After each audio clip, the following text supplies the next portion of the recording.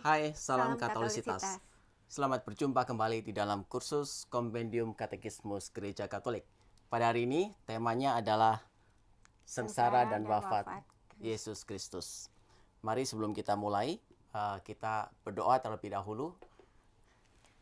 Dalam nama Bapa dan Putra dan Roh Kudus. Amin. Allah pencipta segala sesuatu, sumber terang dan kebijaksanaan yang sejati. Asal mula segala makhluk, curahkanlah seberkas cahayamu untuk menembus kegelapan akal budiku. Ambillah dariku kegelapan ganda yang menyelimutiku sejak lahir, suatu ketidakpengertian karena dosa dan ketidaktahuan. Berilah kepadaku pengertian yang tajam dan ingatan yang kuat dan kemampuan untuk memahami segala sesuatu dengan benar dan mendasar. Karuniakanlah kepadaku talenta untuk menjelaskan dengan tepat dan kemampuan untuk mengutarakannya dengan saksama, luwes dan menarik. Tunjukkanlah bagaimana aku memulainya, arahkanlah perkembangannya, dan bantulah sampai kepada penyelesaiannya. Kumohon ini demi Yesus Kristus Tuhan kami. Amin. Dalam nama Bapa dan Putra dan Roh Kudus. Amin. Baik, Selasa minggu lalu kita sudah membahas tentang kehidupan Kristus.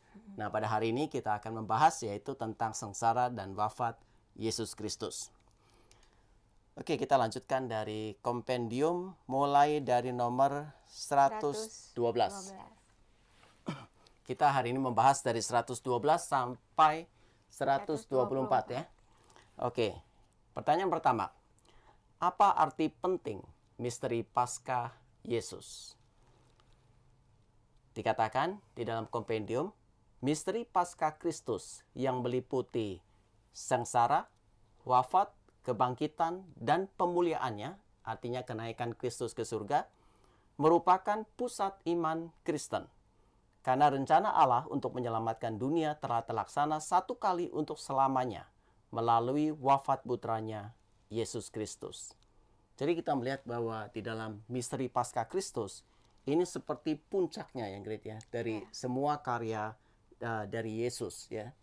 Memang Yesus melakukan begitu banyak karya ya, termasuk juga seluruh event di dalam kehidupannya, baik kelahiran sampai kepada karya-karya penyembuhannya, dan memuncak semuanya adalah di dalam misteri Paskah Kristus ini.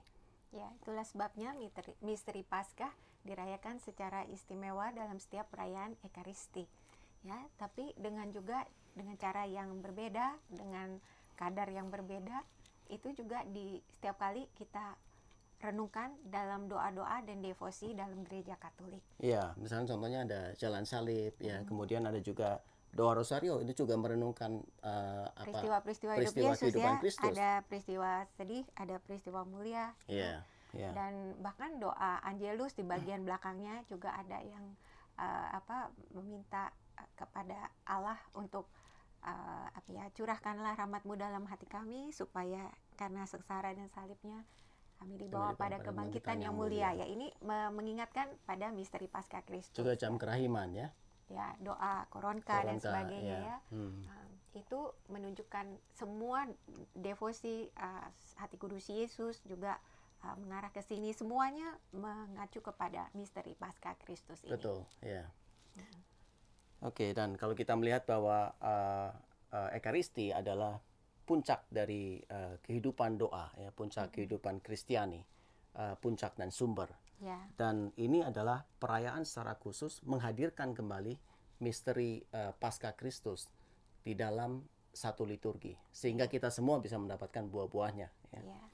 Kita lihat sekarang satu persatu ya, dari sengsara Kristus itu bagaimana sih nubuatnya digenapi atau bagaimana gereja menghidupi misteri ini. Yang pertama, sengsara Kristus, kita melihat di sini nubuat Yesus sebagai Mesias, yaitu sebagai hamba Allah yang menderita. Secara khusus kita melihat di nubuat Nabi Yesaya ya. Bab 53 juga ya.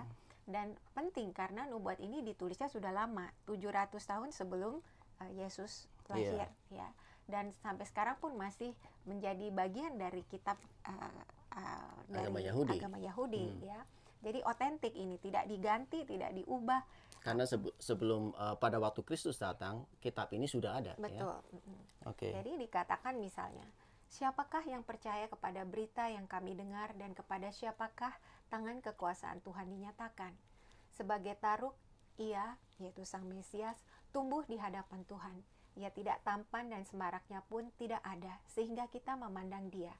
Ia dihina dan dihindari orang, seorang yang penuh kesengsaraan dan yang biasa menderita kesakitan.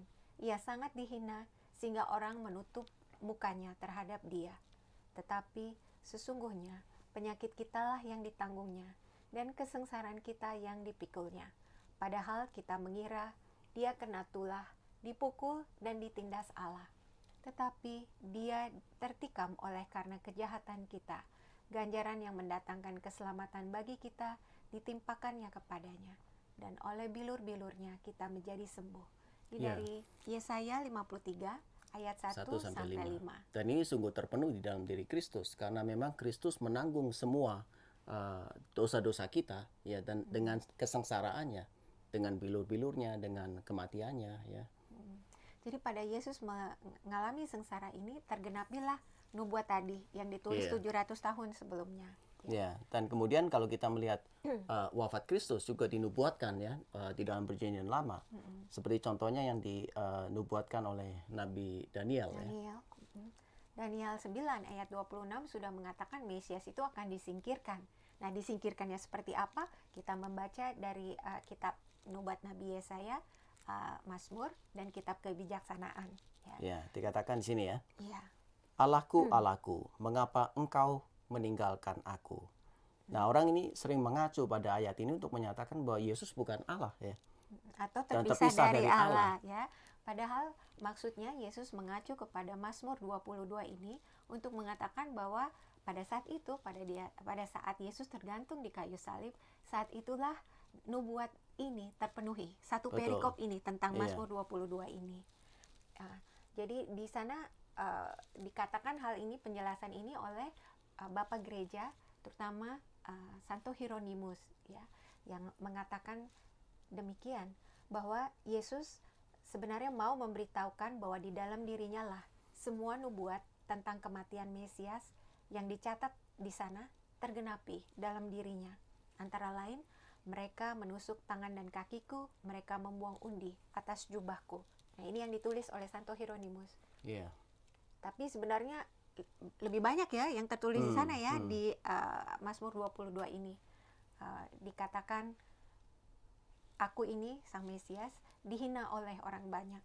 Semua yang melihat aku mengolok-olok aku, mereka mencibirkan bibirnya, menggelengkan kepalanya.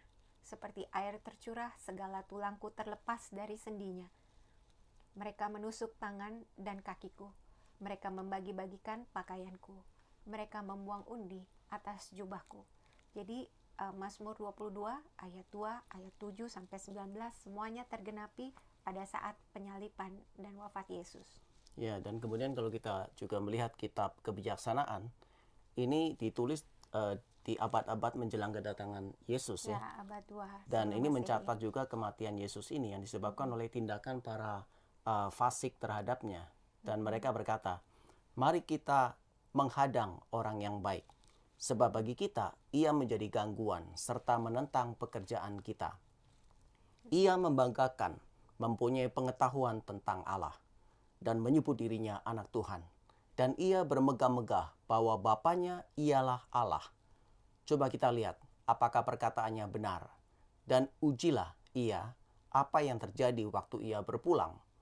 Jika orang benar itu sungguh anak Allah, niscaya ia akan menolong dia serta melepaskannya dari tangan para lawannya. Mari kita mencobainya dengan aniaya dan siksa, agar kita mengenal kelembutan hatinya, serta menguji kesabaran hatinya. Hendaklah kita menjatuhkan hukuman mati keji terhadapnya, sebab menurut katanya, ia pasti mendapat pertolongan. Ini dari kitab kebijaksanaan 2, ayat 10 sampai 20. sampai 20. Ya. Ini kitab yang penting ya dari Deuterokanonika ya. Kita sekarang jadi tahu ya kenapa umat Yahudi tidak menerima kitab ini, karena kitab ini sangat jelas menyampaikan nubuat yang terjadi pada saat Yesus dihukum mati ya. Persis menggenapi nubuat ini. Kejadian 2 ayat 10 sampai 20. Sekarang mungkin tentang kebangkitannya. Tentang kebangkitannya, Mesias sebagai yang diurapi dan yang kudus disebut tidak akan diserahkan ke dunia orang mati. Dikatakan di kitab Mazmur 16 ayat 10 demikian. Aku memuji Tuhan, sebab Engkau tidak menyerahkan aku ke dunia orang mati dan tidak membiarkan orang kudus-Mu melihat kebinasaan. Jadi ketika Yesus diminta oleh para ahli Taurat dan orang Farisi untuk memberi tanda, Yesus tidak memberikan tanda atau mujizat apapun kepada mereka. Yang diberikan hanya disebut tanda Yunus, bahwa seperti Yunus tinggal di dalam perut ikan 3 hari 3 malam, demikian kata Yesus ya. Demikian juga anak manusia akan tinggal dalam rahim bumi 3 hari 3 malam. Matius 12 ayat 40. Jadi juga beberapa kesempatan, setidaknya 3 kali kesempatan, dicatat bahwa Yesus menubuatkan sendiri sengsara, wafat, dan kebangkitannya. Di Injil Sinoptik semua itu ditulis 3 kali ya. Bahkan di Injil Markus 4 kali ya. Jadi kebangkitan Yesus itu menggenapi nubuat ini semua. Tidak ada orang yang bisa menubuatkan wafatnya, apalagi kebangkitannya ya, yang di dalam. Oke, semoga sekarang suaranya jauh lebih besar. Oke, sampai mana tadi, Grit? Kebangkitan Kristus tadi sudah. Sekarang kenaikan Yesus ke surga. Kenaikan Yesus ya. Jadi setelah Yesus bangkit dengan mulia, maka Yesus juga naik ke surga, yaitu ke tempat perhentiannya. Nah, sebagaimana yang dikatakan di dalam kitab Mazmur, bangunlah ya Tuhan dan pergilah ke tempat perhentianmu, engkau serta tabut kekuatanmu. Mazmur 132 ayat 8 ya, mengatakan ini. Jadi di mana tempat perhentian Tuhan ya. Nah, untuk itu kita melihat bahwa Yesus pun mengacu kepada ayat Mazmur yang mengatakan bahwa Raja Daud melihat suatu penglihatan dan menuliskan, demikianlah firman Tuhan Yahweh kepada Tuanku Adonai ya, disebut oleh Raja Daud. Duduklah di sebelah kananku sampai kubuat musuh-musuhmu menjadi tumpuan kakimu. Mazmur 110 ayat 1. Nah, di sini tercatat percakapan yang terjadi dalam kehidupan Allah, yaitu bagaimana dalam kealahan yang satu itu, Allah yang Esa itu, bisa terdapat percakapan antara dua pribadi. Bagaimana Allah yang disebut Adonai, ya, kita melihat di ayat sebelumnya, Mazmur 109 ayat 21, Yahweh disebut Adonai, bisa menyapa Mesias yang juga disebut Adonai, ya, oleh Raja Daud, ya, Mazmur 110 ayat 4. Jadi ayat ini istimewa karena menunjukkan bahwa Yesus lebih besar daripada Raja Daud. Padahal Yesus adalah keturunan Daud, ya. Karena Raja Daud menyebutnya Mesias sebagai tuannya atau Adonai bagi Raja Daud. Nah, lalu di situ dikatakan juga Yesus menunjukkan kesetaraannya dengan Allah Bapa, karena Allah Bapa mengatakan duduklah di sebelah kananku. Dan duduk di sebelah kanan itu adalah kemuliaan, penghormatan, ya. Itu disebut oleh Santo Yohanes Damaskinus dan juga oleh Santo Agustinus, ya, menyatakan bahwa tangan kanan adalah kuasa untuk mengadili, dan sebagai memerintah, dan itu ini terjadi dalam pada diri Kristus, diri Yesus, ya, memang akan yang mengadili orang hidup dan mati. Ya. Oke, kemudian kita lanjutkan nomor 113. Tuduhan apa yang menyebabkan Yesus dihukum mati? Jadi dikatakan di sini beberapa pemimpin Israel menuduh Yesus telah bertindak melawan hukum kenisah di Yerusalem dan khususnya melawan iman akan satu Allah karena dia mengumumkan dirinya sebagai putra Allah. Untuk alasan inilah mereka menyerahkan dia ke tangan Pilatus agar dihukum mati. Jadi memang kalau kita melihat Yesus Mesias yang datang ke dunia itu sebetulnya dengan misi untuk menjadi imam, nabi dan raja. Dan secara ironis Yesus juga justru dihukum mati karena mengemban 3 misi ini. Ya. Jadi misalkan contohnya hukum, ya, dia melawan hukum karena sebagai raja dia memang memberikan hukum yang baru yang menggenapi seluruh hukum Taurat. Ya. Iya. Memang tapi secara khusus, ya, Yesus dituduh mau menentang hukum Sabat karena beberapa kali dicatat Yesus menyembuhkan orang pada hari raya Sabat, ya. Misalnya orang yang mati tangan kanannya, orang yang ibu-ibu yang bungkuk, lalu orang yang busung air, atau orang yang lumpuh selama 38 tahun juga, ya. Di Injil Yohanes, ya, itu, ya. Di dekat kolam Bethesda. Iya. Jadi padahal jadi selain itu mereka sendiri bias, ya, karena orang Yahudi sendiri memberi minum pada ternaknya pada hari Sabat, atau tetap kalau harus melakukan hukum sunat tetap melakukan sunat pada hari Sabat. Nah, Yesus mempertanyakan, mengapa kamu sendiri menyunat pada hari Sabat? Saya yang mau menyembuhkan tidak diperkenankan, ya. Itu dikatakan di Yohanes 7 ayat 23. Iya. Iya. Nah, padahal dengan Yesus menyembuhkan pada hari Sabat, sesungguhnya Yesus mau menyatakan satu hal.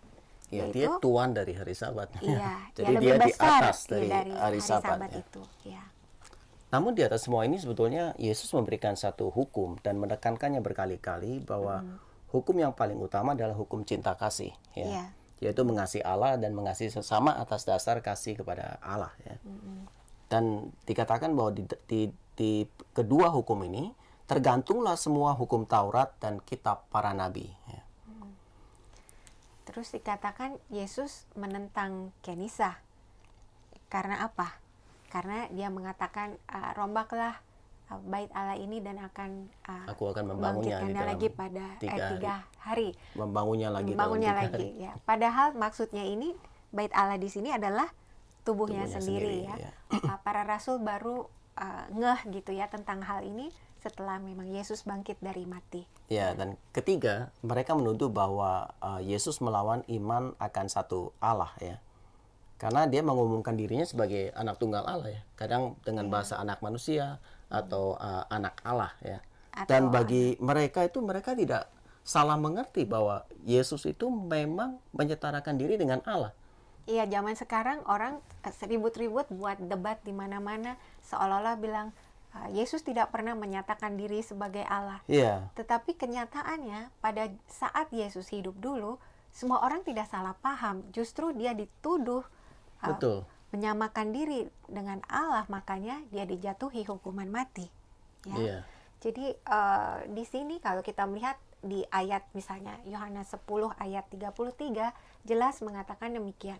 Jawab orang-orang Yahudi itu, bukan karena suatu pekerjaan baik maka kami mau melempari engkau, melainkan karena engkau menghujat Allah dan karena engkau sekalipun hanya seorang manusia menyamakan dirimu dengan Allah. Iya. Ya, jadi Yesus memang menyatakan diri, menyamakan diri dengan Allah, dan karena itu orang Yahudi ingin menghukumnya dengan hukuman mati. Iya. Dan ingat nggak waktu Yesus diadili, ya?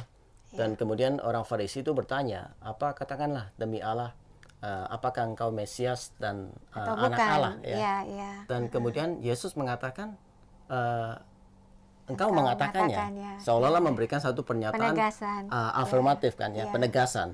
Dan Dan kemudian mereka mengoyakkan langsung mengoyak pakaiannya. pakaiannya, Ya. mengatakan bahwa apalagi bukti yang kita perlukan. Ya, Dia sudah menyatakannya di depan sendiri. kita, ya. Ya. Ya. Ya. Oke, kemudian bagaimana sikap Yesus sendiri terhadap hukum Israel? Nah, kita akan bahas satu persatu ya. Tadi dituduh untuk melawan hukum. Dikatakan bahwa Yesus tidak menghapuskan hukum yang diberikan Allah kepada Musa di Gunung Sinai, tetapi menggenapinya dengan memberikan interpretasi definitif. Ia sendiri adalah pembuat hukum ilahi yang sepenuhnya melaksanakan hukum ini, terlebih sebagai hamba yang setia. Dia mempersembahkan kurban satu-satunya yang mampu menebus pelanggaran-pelanggaran yang telah dilakukan selama perjanjian yang pertama melalui kematiannya. Jadi kita ingat di Injil Matius 5:17 dikatakan, jangan kamu menyangka bahwa aku datang untuk meniadakan hukum Taurat ya, atau kitab para nabi. Aku datang bukan untuk meniadakannya, ya, tetapi untuk menggenapinya. Ya. Ya. Tapi menggenapinya tidak berarti melakukannya sama persis. Iya. Ya, iya. karena kalau tidak ada bedanya dengan perjanjian lama. Betul. Ya. Iya. Yesus memberikan perjanjian baru dengan penggenapannya. Ya, dan memang ini ditanyakan oleh ahli hukum pada waktu itu ya, apa yang terpenting di dalam Hukum hukum Taurat. Taurat. Ya. Maka Yesus menjawab bahwa kasihinlah Tuhan Allahmu dengan segenap hati, jiwa dan kekuatanmu, dan kasihlah sesamamu seperti dirimu sendiri. Ya. Ya, pada kedua hukum ini tergantunglah seluruh hukum Taurat dan kitab para nabi ya. Di dalam Matius 22 ayat 40. Ya. Dan kemudian Yesus memberi juga hukum baru 8 sabda bahagia ya. Lalu yang memperbaharui hukum yang lama, misalnya tidak mata ganti mata, gigi ganti gigi ya, tetapi kasihilah musuhmu, berdoalah bagi mereka yang menganiaya kamu ya. Yeah. Dan memang kelihatan sekali bedanya antara para nabi di dalam perjanjian lama dengan Yesus ya. Karena Yesus pada waktu dia melakukan satu pernyataan akan hukum, maka dia mengatakan aku berkata kepadamu. Ya, berbeda dengan para nabi sebelumnya. Dia mengatakan Allah mengatakan ini, tetapi kalau Yesus dia berfirman, mengatakan atas nama dirinya sendiri, yaitu aku berkata kepadamu. Ya, sama seperti di dalam setelah khotbah di bukit, maka dia mengatakan barang siapa berzina akan dihukum, tapi aku berkata kepadamu barang siapa melihat seorang wanita dan menginginkannya ya, maka dia telah berzina ya. Oke, kemudian kita juga melihat hukum yang diberikan oleh Kristus yang dasarnya adalah kasih, yaitu kita lihat di dalam 8 sabda bahagia. Tadi udah ya. Tadi ini adalah kayak seperti blueprint-nya. Ya. Berikutnya tentang sunat juga sunat jasmani digenapi atau disempurnakan dalam baptisan yang merupakan memang ungkapan pertobatan, penanggalan seluruh tubuh yang berdosa ya, bukan hanya sekerat daging tapi sungguh kulit ya, tetapi seluruh tubuh yang berdosa. Maka Yesus berkata, bertobatlah dan percayalah kepada Injil ya. Lalu kurban penebus dosa ya menjadi kurban ekaristi ya. Kurban kurban ini ada banyak sekali persyaratan kurban. Kita membaca di kitab Imamat bab 1-7 dan juga di dalam zaman Nabi Daud, bahkan Kitab Tawarik juga ya. dia disebutkan kurban pagi dan petang ya. Itu di 1 Tawarik 16 ayat 40 ya. Kan Yesus dulu yang menggenapi itu, karena Yesus menyerahkan dirinya tepat jam 3 petang, ya. pada saat dipersembahkan kurban petang ya di Bait Allah. Yesus menunjukkan dirinya sebagai penggenapan dari kurban itu ya. Ya. Lalu selanjutnya nubuat Maleakhi ya, 1 ayat 11 ya. Dikatakan bahwa dari terbitnya matahari sampai terbenamnya dipersembahkan kurban yang murni, sebab namaku besar di antara bangsa-bangsa. Kurban yang murni yang dipersembahkan di seluruh dunia ini adalah Ekaristi ya. Iya. Ini sering juga kita dengar dibaca juga di Karena dalam kalau kita doa-doa lihat bahwa Ekaristi. kurban bagi orang Yahudi dia tidak bisa dipindahkan ya. Dan harus dilakukan di tempat Bait Allah yang telah ditunjuk oleh Allah sendiri. Dan Bait Allah sendiri adalah hancur. Tetapi nubuat Maleakhi mengatakan bahwa dari terbitnya matahari sampai terbenamnya dipersembahkan kurban yang murni Di seluruh dunia. di seluruh dunia ya. Dan kurban ini tetap dilanjutkan, hanya bukan di Bait Allah di Yerusalem, tetapi dilakukan di seluruh dunia, yaitu di dalam kurban Ekaristi Ya. Nah, tadi kedua, Yesus sendiri melakukan hukum ya, menggenapi memang menggenapi, tapi dirinya sendiri sudah melakukan hukum Taurat itu ya. Ya, contohnya di masa kanak-kanak dia pun disunat ya, dipersembahkan juga di Bait Allah ya, dan ikut juga merayakan pesta perayaan Yahudi, dan perjamuan terakhir itu dirayakan dalam rangka perayaan Paskah Yahudi. ya. Yesus sendiri juga menggenapi atau melakukan 10 perintah Allah, 8 sabda bahagia ya, dan dia melakukannya dengan sempurna ya, terutama perintah kasihlah musuhmu dengan dia sendiri mengampuni ya orang-orang yang menyalibkan dia.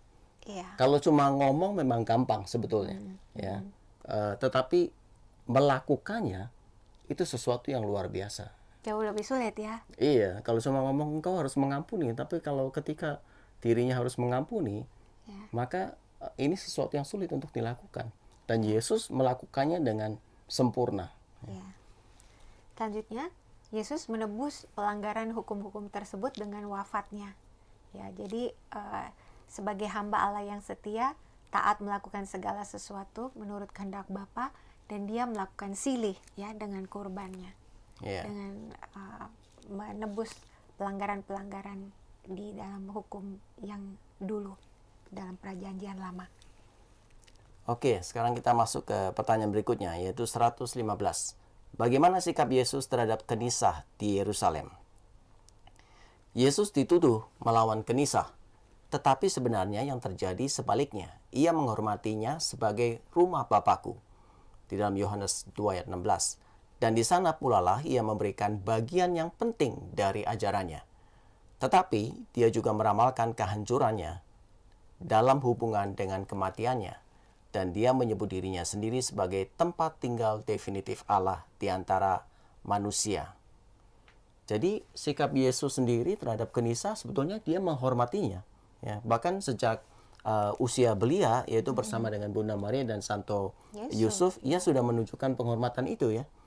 Jadi Yesus dipersembahkan di Bait Allah, yaitu dalam Lukas 2 ayat 21 sampai 40. Juga waktu berumur 12 tahun ya. Dia ikut merayakan Paskah Yahudi ya di Bait Allah. Selanjutnya di waktu pelayanan publiknya tiap-tiap hari dia juga duduk mengajar ya. Bait Allah ya. Ya. Nah, tapi Yesus menubuatkan juga kehancuran Bait Allah itu yang mengacu kepada kematiannya, bukan kepada melulu pada bangunan fisik itu. Ketika Yesus berkata, rombak Bait Allah ini dan dalam 3 hari aku akan mendirikannya kembali ya, Yohanes 2 ayat 19. Hal ini mengacu bahwa dirinya sendiri itulah Bait Allah ya, dan itulah saat dia menyatakan dia akan bangkit dari orang mati ya. Murid-muridnya baru menyadari hal ini juga ya setelah kebangkitan Yesus. Ya, di situ disebut di perikop itu Yohanes 2 ayat 22. Oke, berikutnya. Jangan lupa nanti setelah sesi ini, sebelum menjawab pertanyaan akan ada quiz. Iya. Ya. Iya. Oke, 116. Apakah Yesus bertentangan dengan iman Israel mengenai satu Allah dan satu penyelamat? Yesus tidak pernah menolak iman akan satu Allah, ya. Bahkan tidak juga ketika dia melaksanakan karya ilahi yang memenuhi janji mesianis dan mewahyukan dirinya setara dengan Allah, yaitu di dalam pengampunan dosa. Namun, panggilan untuk percaya kepada Yesus dan seruan tobat menimbulkan kesalahpahaman Sanhedrin yang mengadili dan menganggapnya layak dihukum mati sebagai penghujat. Sanhedrin ini kayak satu kumpulan tetua, ya, yang memberikan Imam-imam pengadilan, kepala ya, mungkin, sekitar 71 orang. Ya. Secara khusus para ahli Taurat dan orang-orang Farisi memang mengecam Yesus karena di dalam beberapa kesempatan Yesus mengampuni dosa. Iya, mereka berpikir ketika Yesus mengampuni dosa, maka mereka berkata, siapakah orang yang menghujat Allah ini? Siapa yang dapat mengampuni dosa? Ya, selain daripada Allah sendiri. Mereka tahu di benak mereka, ya, bahwa orang yang bisa mengampuni dosa, ya udah, itu Allah sendiri, ya. Ya, kita lihat contohnya waktu Yesus menyembuhkan orang yang lumpuh, ya, Iya. yang diturunkan dari atas atap itu, ya, oleh sahabat-sahabatnya, dan dikatakan dosamu sudah diampuni, ya. Dan kemudian orang-orang di situ, orang Farisi, ya, sudah tidak suka dengan Yesus pada saat itu. Iya, ya. iya. Dan kemudian ditujukan juga pengampunan itu kepada perempuan yang berdosa yang mengurapi kaki Yesus, ya. Iya. Dengan minyak wangi. Iya, itu juga orang Farisi langsung tidak suka, ya. Mereka langsung menunggu-nunggu saatnya bagaimana untuk bisa menyerahkan Yesus, ya, untuk kesalahan yang mereka sebut sebagai kesalahan ini. Ya. Oke, kemudian 117. Siapakah yang bertanggung jawab atas kematian Yesus? Ini kalau langsung ditanya mungkin jawabannya orang-orang Yahudi gitu, ya. Tetapi Kompendium Katekismus Gereja Katolik mengatakan demikian. Penderitaan dan kematian Yesus tidak dapat ditimpakan secara serampangan kepada semua orang Yahudi yang hidup pada zaman itu maupun kepada keturunan mereka. Walaupun mereka mengatakan, biarlah darah ini ditimpakan kepada kami dan kepada anak-anak kami. Ya. Tapi Katekismus Gereja Katolik mengatakan demikian. Setiap pendosa, yaitu setiap manusia betul-betul merupakan sebab dan alasan penderitaan Sang Penebus. Dan kesalahan lebih besar dalam hal ini jatuh kepada mereka, terutama pengikut Kristus. Wah, termasuk kita, gitu. Termasuk juga mungkin sebagian yang mendengarkan ini, yang semakin sering jatuh ke dalam dosa, atau yang merasa senang akan keburukan dosa. Jadi memang tentu saja orang-orang yang menyalibkan Kristus juga menanggung dosa. Ya, orang-orang yang mengkhianati, ada orang-orang yang mengeraskan hatinya, kaum Farisi yang sudah tahu mungkin ini kelihatannya ada tanda-tanda Mesias tapi mengeraskan hatinya. Itu juga ada bagiannya tersendiri, ya. Tapi yang mau ditekankan di sini adalah kita tidak serta-merta semuanya ini semua kesalahan orang Yahudi. Seolah-olah kita sendiri tidak bersalah, Betul. yang salah orang Yahudi. Gitu, ya. Jadi maksudnya di dalam katekismus ini mau mengajarkan, oke, mereka juga ada bagiannya sendiri. Mereka harus bertanggung jawab di hadapan Tuhan. Tetapi jangan melupakan bahwa penderitaan dan kematian Kristus disebabkan karena memang misinya adalah untuk menghapuskan dosa dunia dengan penderitaan dan kematiannya. Nah, dosa-dosa siapa? Ya, kalau diruntun adalah dosa kita juga. Ya, semua orang, terutama orang-orang yang sudah percaya mengikuti Kristus dan tetap melakukan untuk melakukan dosa juga, ya. Dan dosa yang dilakukan oleh para pengikut Kristus itu sering menjadi satu batu sandungan. Ya, semakin besar posisinya, ya, katekis misalkan, atau kemudian pada takut jadi katekis nanti. atau prodiakon, ya. Atau lebih lanjut kalau misalkan pastor atau ini uskup, ya. Nah, ini juga harus berhati-hati karena di dalam posisi ini begitu melakukan satu dosa, ini semakin besar posisinya semakin batu sandungannya menjadi besar. Ya, sama kita ngomong begini juga. Ya, kita juga sama. Sama. Kalau kita melakukan dosa juga menjadi batu sandungan buat orang lain. Mohon ampun sama Tuhan ya. Dikatakan di Nabi Yesaya berkata demikian. Tetapi sesungguhnya penyakit kitalah yang ditanggungnya dan kesengsaraan kita yang dipikulnya. Ya, Yesaya 53 ayat 4. Jadi mengatakan bahwa memang Yesus menanggung dosa, kesalahan, penyakit kita. Dia sendiri telah memikul dosa kita dalam tubuhnya di kayu salib, kata Rasul Petrus ya, supaya kita yang telah mati terhadap dosa hidup untuk kebenaran. 1 Petrus 2 ayat 24. Jadi, kitalah manusia yang berdosa, itulah yang menyebabkan kematian Kristus. Ya, semakin kita menyadari ini, memang semakin kita akan berhati-hati ya. Karena dengan setiap dosa yang kita lakukan, sama saja kita yang membuat sengsara dan kematian Kristus. Ya, jadi itulah makanya di dalam Yesus sangat berkenan dalam wahyu-wahyu yang kita baca dalam pengalaman pribadi para Santa Santo. Salah satu devosi yang paling berkenan pada Tuhan Yesus adalah permenungan akan sengsara Yesus. Devosi jalan salib ya, merenungkan misteri Rosario Suci, terutama peristiwa sedih ya, dan itu sungguh-sungguh berkenan pada hati Yesus ya. Oke, berikutnya 118. Mengapa kematian Yesus merupakan bagian dari rencana Allah? Untuk mendamaikan dengan dirinya semua yang ditentukan mati karena dosa, Allah berinisiatif mengutus putranya yang menyerahkan diri bagi para pendosa. Seperti telah diwartakan dalam perjanjian lama, secara khusus mengenai kurban hamba yang menderita. Kematian Yesus terjadi sesuai dengan kitab suci. Iya, jadi kalau kita melihat memang perikop hamba Tuhan yang menderita itu ada di dalam kitab Yesaya 52 dan 53. Oleh karena itu kita melihat dinubuatkan terlebih dahulu, artinya ada di dalam rencana penyelamatan Allah.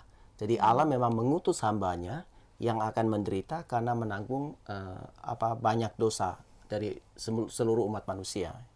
Ya. Jadi Allah telah menubuatkan bahwa Mesiasnya ini adalah seorang hamba. Yeah. Dikatakannya demikian. Sesungguhnya hambaku akan berhasil. Ia akan ditinggikan, disanjung, dan dimuliakan. Itu di Yesaya 52 ayat 13. Namun demikian, kemuliaan sang hamba tersebut didahului dengan penderitaan. Ya. Karena disebut juga demikian. Ia dianiaya, tetapi dia membiarkan diri ditindas dan tidak membuka mulutnya. Seperti anak domba yang dibawa ke pembantaian, seperti induk domba yang keluh di depan orang-orang yang menggunting bulunya. Ia tidak membuka mulutnya. Sungguh, ia terputus dari negeri orang-orang hidup. Orang menempatkan kuburnya di antara orang-orang fasik, dan matinya dia ada di antara penjahat-penjahat. Sekalipun ia tidak berbuat kekerasan, dan tipu muslihat tidak ada dalam mulutnya. Yesaya 53, 7-10.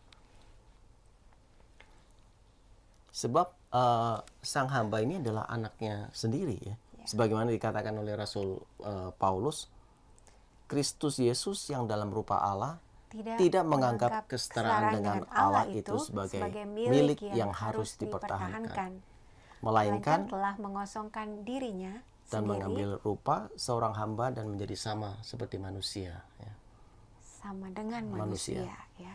Dan dalam keadaannya sebagai manusia, ia telah merendahkan dirinya dan taat sampai mati, bahkan sampai mati di kayu salib ya. Filipi 2 ayat 5-8. Nah, namun kematian Kristus sang hamba ini yang menderita ini adalah untuk menunjukkan dosa kita. Ya, menebus dosa kita, dan dengan demikian menunjukkan bukti yang paling nyata akan kasih Allah yang begitu besar. Ya, maka Rasul Yohanes juga menyimpulkan inilah kasih itu, bukan kita yang telah mengasihi Allah, ya, tetapi Allah yang telah mengasihi kita dan yang telah mengutus anaknya sebagai pendamaian bagi dosa-dosa kita. 1 Yohanes 4 ayat 10 ya. Jadi kayu salib itulah kita manusia sebetulnya memperoleh pendamaian atas dosa-dosa kita.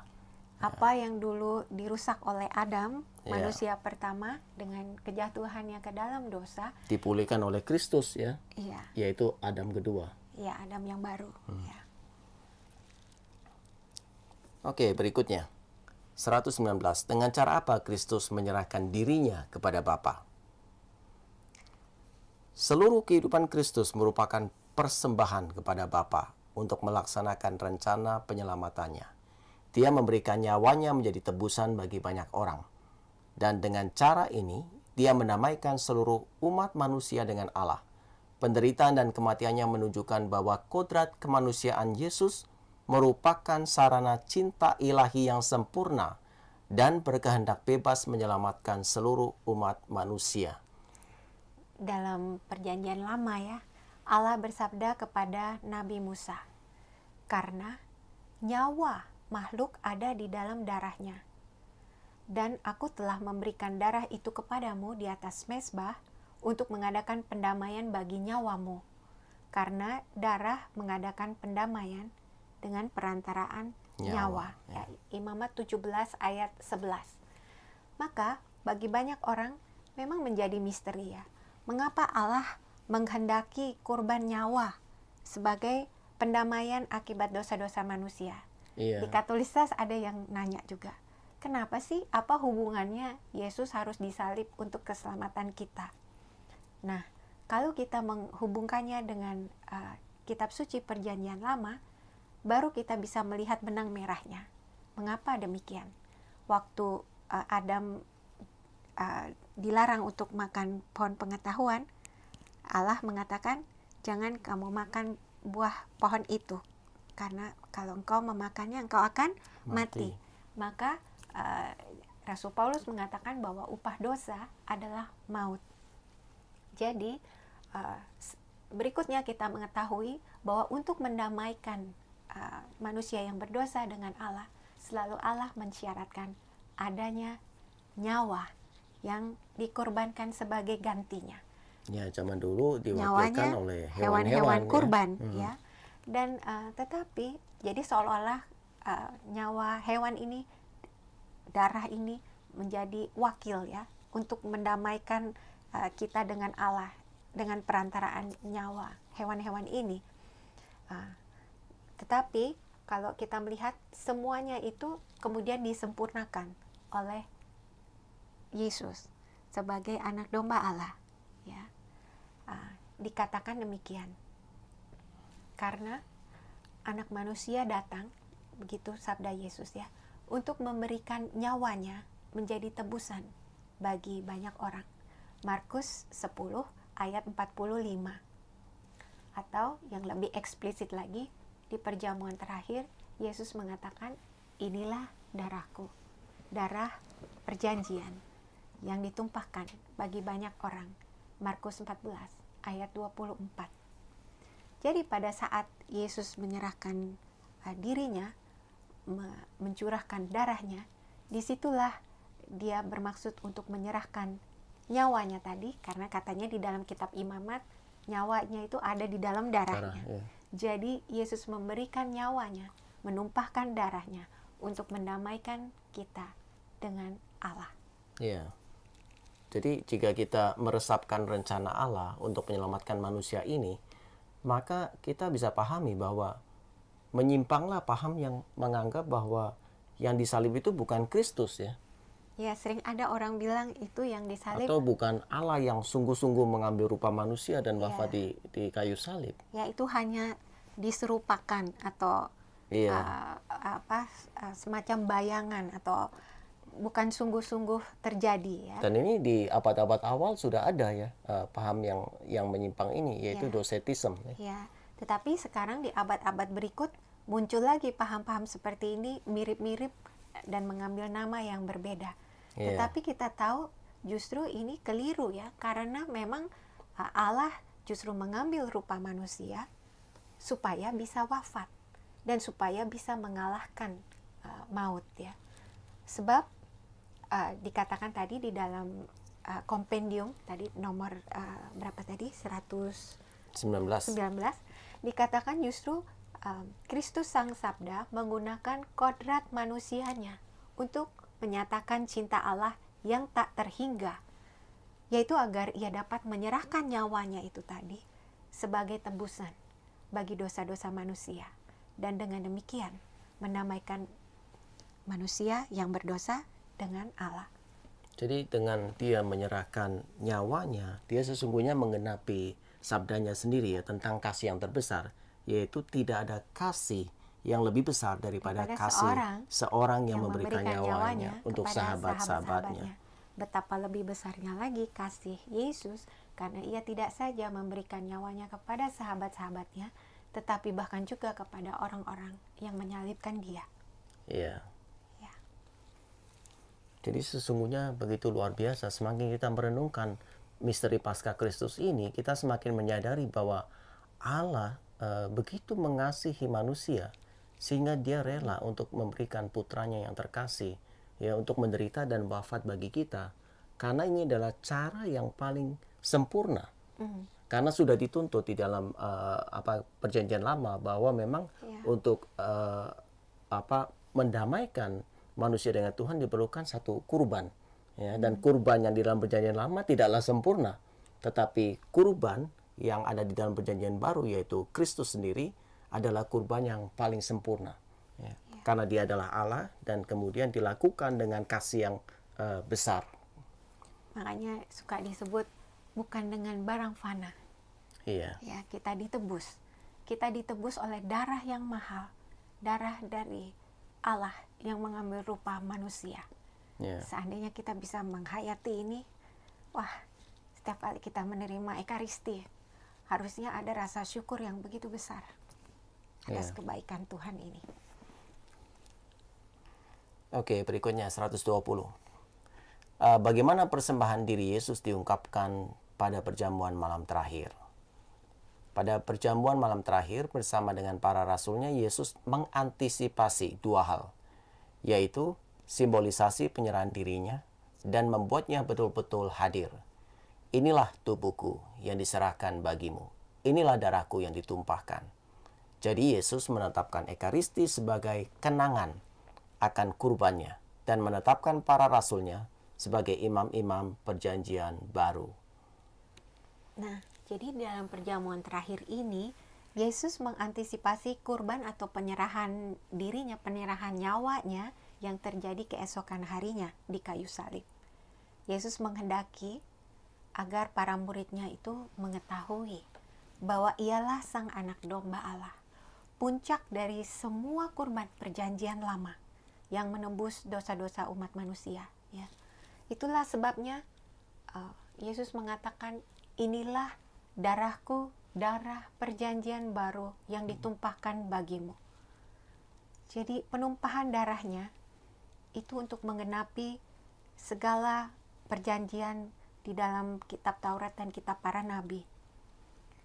Dan bagi Yesus berarti perjamuan baru ini bukan melulu buku, ya, tetapi darahnya ini yang tertumpah sebagai darah perjanjian baru. Nah, sekarang kita melihat bahwa banyak orang tidak sulit untuk menangkap maksud pertama, yaitu perjanjian terakhir itu memang dikehendaki Yesus sebagai simbolisasi dari penyerahan dirinya. Antisipasi penyerahan dirinya mungkin lebih tepat itu. Tapi yang kedua ini ya mungkin orang sering kebingungan ya. Sering sulit untuk menangkap ya. Karena maksud yang kedua ini adalah sebagai kenangan yang hidup dan penetapan para rasulnya sebagai imam-imam perjanjian baru. Ini tidak dapat dipahami dengan penuh tanpa melihat kepada tradisi yang hidup di dalam gereja sejak awal. Ya.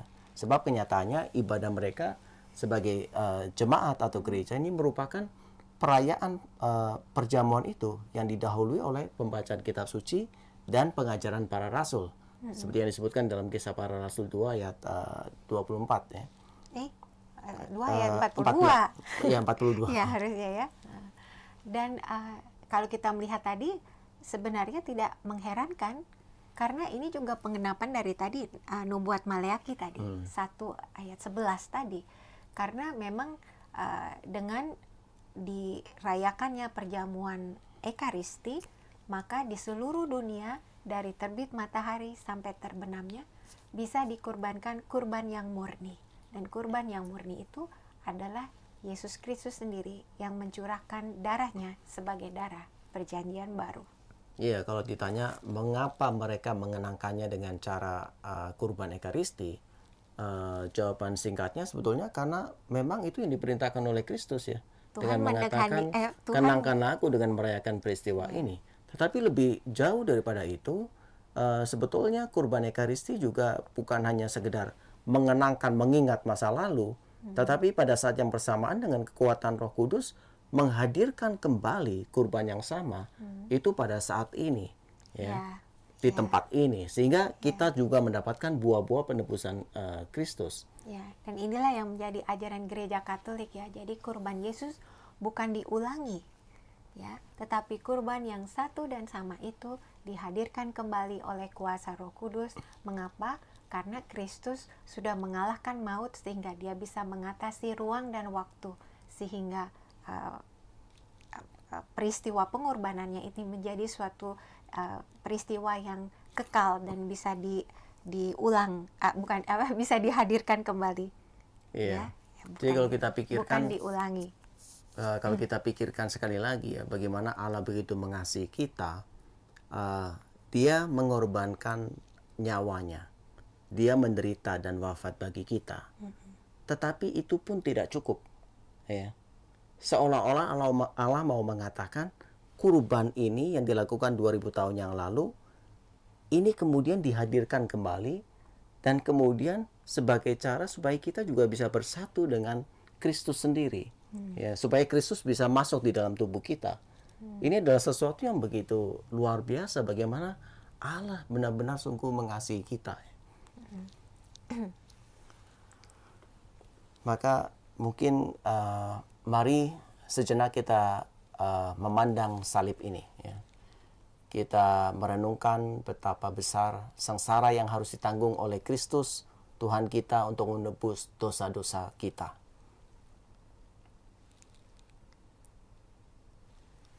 Ini kita melihat ke gambar ini, gambar salib Yesus. Terima kasih juga kepada Avila yang memperkenankan kami mengambil gambar ini.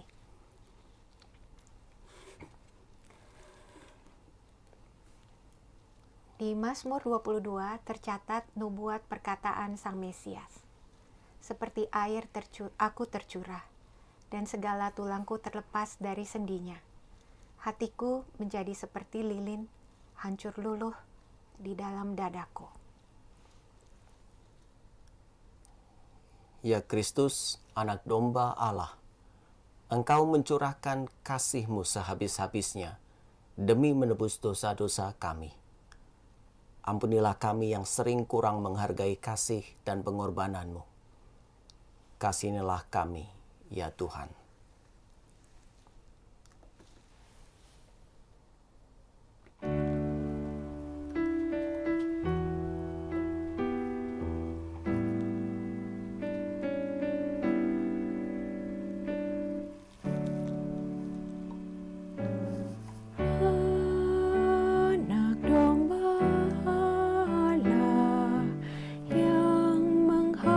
Dosa dunia, kasihanilah kami.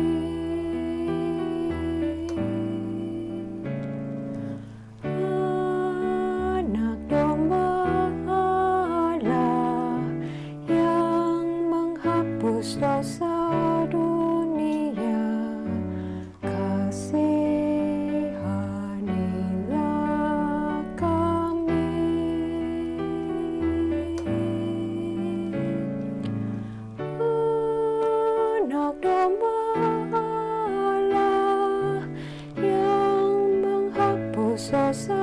dunia, berilah kami damai, berilah kami damai.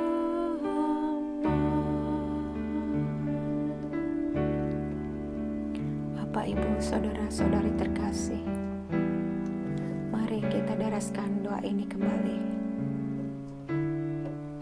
sambil meresapkan bahwa Yesus sungguhlah anak domba Allah yang diutus Bapa untuk menebus dosa-dosa kita. Mari serukan, anak domba Allah, kasihanilah kami.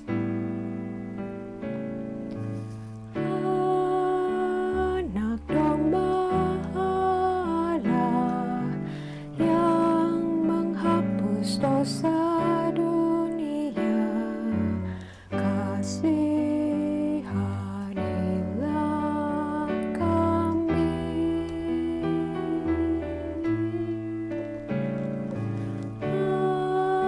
Anak domba Allah yang menghapus dosa dunia, kasihanilah kami.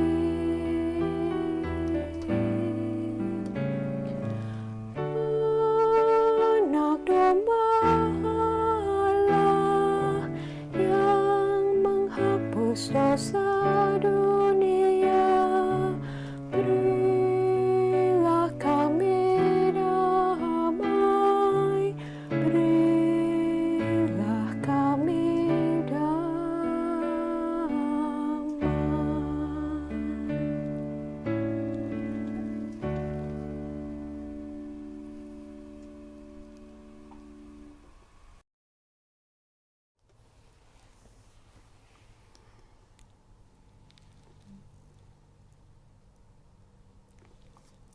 Ya, semoga kita semakin menyadari ya bahwa kita memang telah ditebus dengan darah anak domba Allah. Baik, kita lanjutkan nomor 121. Apa yang terjadi pada sakrat maut di Taman Getsemani? Walaupun mengalami kengerian karena kematian manusiawi Yesus yang adalah pemimpin kepada hidup, kehendak manusiawi Putra Allah tetap selaras dengan kehendak Bapa. Demi keselamatan kita, Yesus menerima tugas untuk memikul dosa-dosa kita di dalam tubuhnya yang taat sampai mati. Jadi memang sebagai manusia, Yesus pun mengalami kengerian ya akan kematian. Karena ini adalah sesuatu yang natural, ya, sesuatu yang kodrati, bahwa manusia terdiri dari tubuh dan jiwa yang bersatu, dan kematian adalah memisahkan tubuh dan jiwa ini. Ya. Namun demikian, dengan kehendak bebasnya sebagai manusia, dia tetap taat kepada kehendak Bapanya. Maka Yesus bisa berkata, "Ya Bapa, jikalau sekiranya mungkin, biarlah cawan ini atau penderitaan ini lalu daripadaku. Tetapi janganlah seperti yang ku kehendaki, tetapi seperti yang kau kehendaki." Dan lagi, "Ya Bapakku, jikalau cawan ini tidak mungkin lalu daripadaku, kecuali apabila aku meminumnya, jadilah kehendakmu." Ya, ini kita baca di Matius 26, 39 dan 42. Jadi kita melihat bahwa di dalam Yesus ada berapa kehendak. Nah, kalau masuk kuis ada 2. Kehendak manusiawi dan kehendaknya sebagai Allah, tetapi kehendak manusiawinya selalu taat. Selaras dengan kehendak. Sama seperti kita ya. Kita kehendak kita memang sebisa mungkin kita berusaha supaya bisa selaras dengan kehendak Allah. Nah, apalagi Yesus. Jadi dalam kodratnya manusia, Yesus juga punya kehendak. Dan kehendak manusianya itu selalu menyelaraskan diri dengan kehendak Allah. Sehingga dia mengatakan, bukan kehendakku, melainkan kehendakmu saja yang terjadi. Ya. Tetapi kehendak ilahi itu bukan seperti menelan ya kehendak manusianya. Ini yang salah, orang sering salah juga. Berpikir seolah-olah jadi Yesus sudah tidak punya kehendak lagi karena semua sudah sudah dilingkup dikuasai. Ya, justru karena dia punya kehendak manusia, maka ini juga menjadi contoh bagi kita bahwa kita pun harus menyerahkan kehendak kita pada rencana Allah. Ya. Ya. Oke. Sekarang kita masuk ke 122. Apa buah dari kurban Yesus di salib? Nah, buahnya adalah secara bebas Yesus menyerahkan hidupnya sebagai kurban silih, yaitu bahwa dia telah memulihkan kita dari dosa-dosa kita dengan ketaatan penuh cinta sampai mati. Cinta Sang Putra Allah sampai pada kesudahannya. Ini mendamaikan kembali seluruh umat manusia dengan Bapa. Karena itu kurban Paskah Kristus menebus umat manusia dengan cara yang unik, sempurna, definitif, dan membuka persekutuan dengan Allah. Ya. Jadi kalau ditanya buah kurban Kristus ini secara singkat yaitu memang pemulihan kita dari dosa-dosa kita ya, atau mendamaikan kita dengan Allah.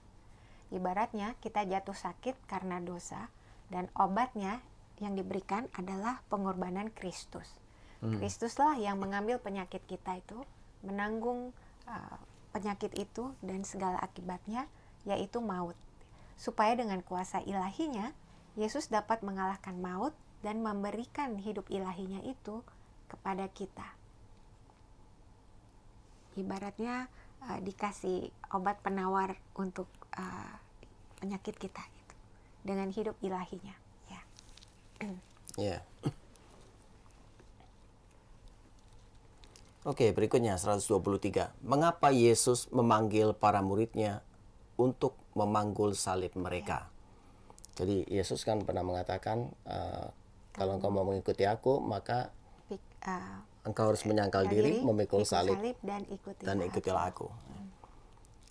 Jadi dengan memanggil para murid untuk memanggul salib dan mengikuti dia, Yesus ingin mempersatukan mereka sebagai ahli waris dengan kurban penebusannya. Ya. Jadi memang di dunia ini kita tahu bahwa memang tidak pernah lepas dari penderitaan.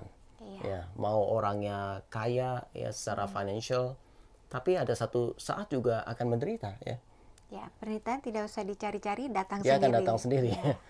Minimal pada saat sebelum kematiannya akan ada sakit, ya ada satu penderitaan yang dialami oleh semua orang. Ya, jadi penderitaan itu tidak bisa sepenuhnya dihindari, ya. Dan Yesus menjadi sangat relevan waktu mengatakan bahwa memanggil para muridnya untuk memikul salib bersama dengan Yesus, karena dengan menyatukan penderitaan kita dengan penderitaan di kayu salib, Yesus di kayu salib, maka kita bisa memperoleh janji kebangkitan itu. Ya, tahu dari mana? Dari para rasul yang mengatakan demikian, ya. Rasul Paulus mengatakannya, Rasul Petrus mengatakannya. Rasul Paulus mengatakan, jika kita menderita bersama-sama dengan dia, dengan Yesus, kita juga akan dipermuliakan bersama-sama dengan dia. Ya, Roma 8 ayat 17. Atau Rasul Petrus yang mengatakan, bersukacitalah sesuai dengan bagian yang kamu dapat dalam penderitaan Kristus, supaya kamu juga boleh bergembira dan bersukacita pada waktu ia menyatakan kemuliaannya. 1 Petrus 4 ayat 13. Ya. Oke, lanjut ya yang terakhir ya. Iya. Dalam kondisi bagaimana tubuh Kristus ketika dibaringkan dalam makam. Kristus sungguh-sungguh mengalami kematian dan pemakaman. Walaupun demikian, kekuatan Allah mencegah tubuhnya mengalami kerusakan. Jadi intinya adalah Kristus adalah satu pribadi, ya bukan dua pribadi. Satu pribadi tetapi mempunyai dua kodrat. Masing-masing kodrat melakukan apa yang memang menjadi kodratnya. Jadi sebagai kodratnya manusia, maka ketika wafat terjadi pemisahan antara tubuh dan jiwa.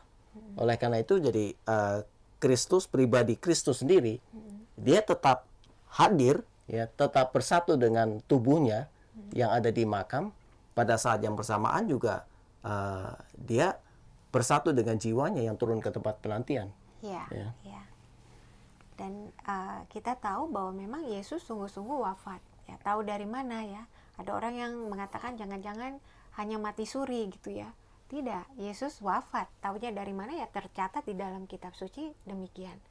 Dikatakan, maka datanglah prajurit-prajurit lalu mematahkan kaki orang-orang yang disalib itu ya, karena pada waktu itu kan hari menjelang Sabat, persiapan Sabat, maka cepat-cepat mereka ingin menurunkan jenazah itu dari salib ya.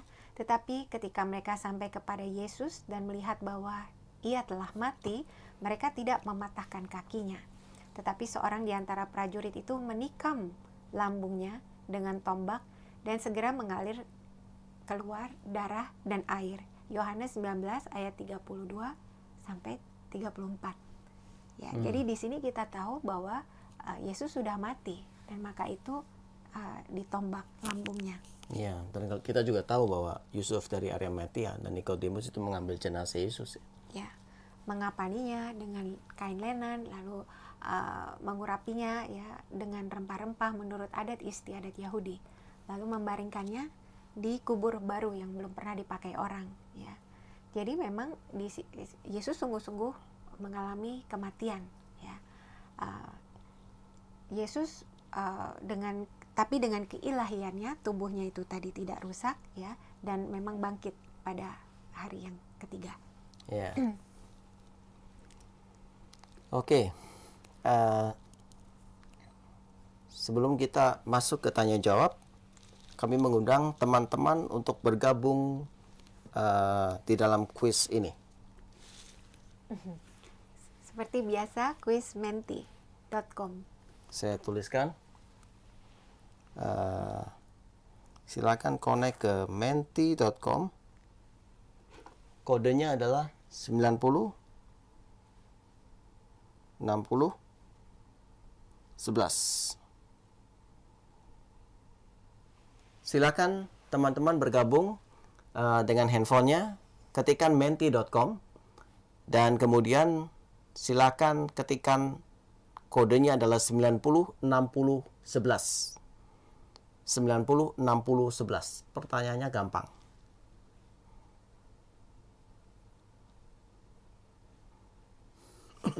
Silakan bergabung.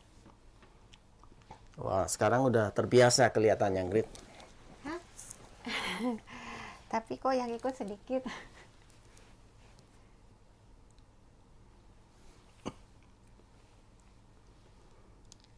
Ayo silahkan bergabung. Jadi Anda harus menjawab dengan benar dan dengan cepat. Tidak cukup hanya benar, tetapi juga cepat. Ayo silahkan, baru 29 yang bergabung.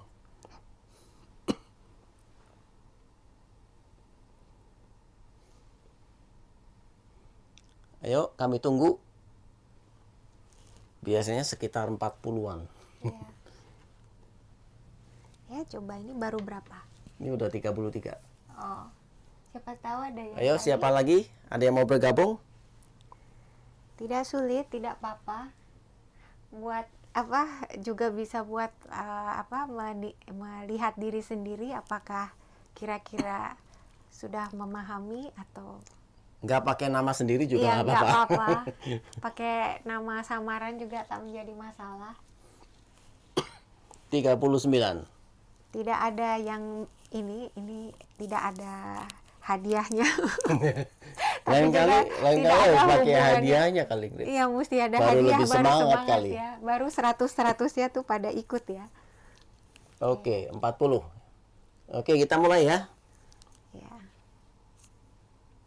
Oke. Masa cuma 40 ya? Ya, biasanya sekitar itu. Oh, oke. Ya udah.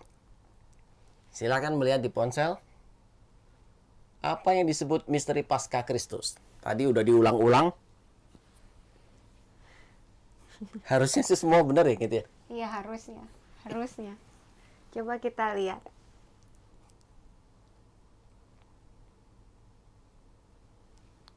Waduh. Masih ada yang salah.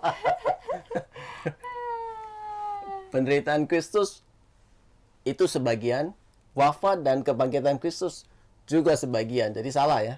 Yang ini juga penderitaan dan kenaikan Kristus salah. Jadi ada 4 hal.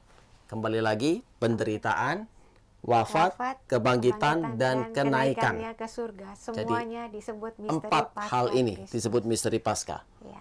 Coba lihat siapa yang paling cepat. Oh, JJ. Wah, CCC. Oke. CCC JJ. cepat nih. Oke. Oke, pertanyaan berikutnya.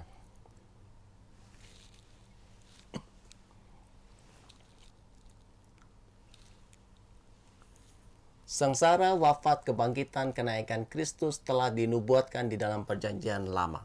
Benar atau salah? Tadi sudah dibahas di nomor pertama.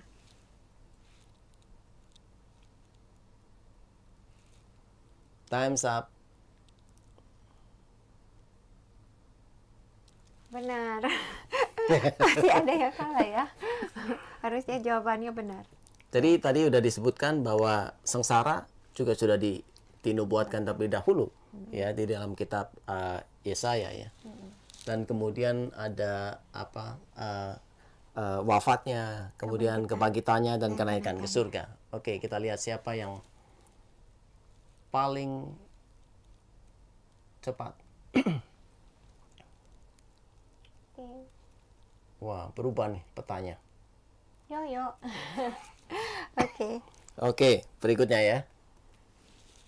Jangan putus asa, masih ada beberapa pertanyaan.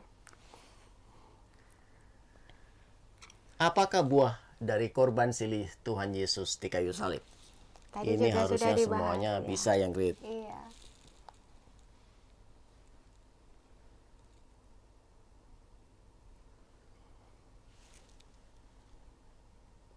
Buahnya apa? Time's up. Wah, hampir saja. Tadi masih ada yang satu yang salah, Grit. Iya ya, kenapa ya? Oke. Oke. Karena korban di dalam perjanjian lama itu adalah hewan. korban hewan ya. Jadi bukan salah satu dari korban perjanjian lama. Yesus justru dengan wafatnya memberikan darah perjanjian baru. Tadi kan sudah disebut ya. Iya. Ya. Siapa paling cepat nih? Oh, Yoyo ya. Wow. Oke. Yoyo, Oh, Roselyn. Oh. Roselyn yang ini yang paling cepat Iya, pertanyaan iya. ini. Oke. Oke, berikutnya.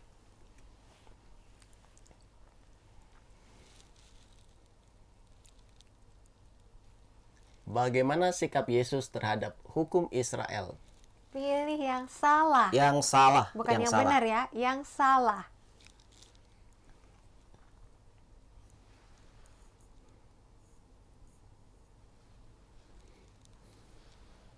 Yang salah apa?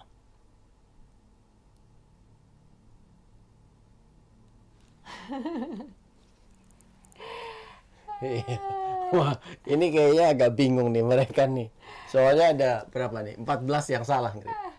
Apa? Iya. Harusnya Yesus menentang semua hukum Israel. Karena Yesus tidak menentang hukum Israel ya. Dia menggenapinya hanya dengan cara yang berbeda. Menggenapinya itu disebutnya memberi interpretasi definitif. Jadi yang ini benar. Terus pembuat hukum ilahi yang melaksanakannya itu juga benar karena Yesus memang pembuat hukum ilahi, tapi dia juga melaksanakannya dulu. Jadi dia Ini disunat dan mungkin mereka memilih yang benar kali ini. Iya mungkin ya, salah kali itu. Harusnya milih yang salah. Oke, kita lihat siapa yang paling cepat.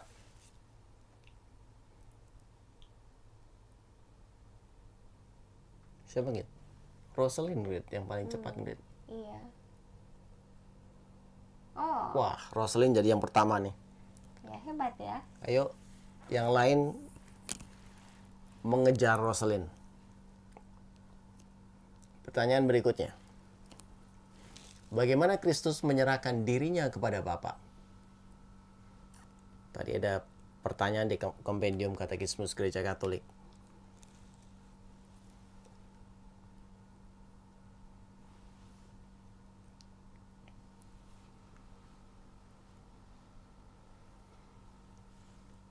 Time's up. Harusnya benar. Ah, Wah, ada satu yang salah. dua. Dua ya. Iya. Bukan hanya kelahirannya saja, bukan hanya wafatnya saja, tetapi keseluruhan dirinya, yaitu termasuk nyawanya. Ya. Kita lihat siapa yang paling cepat.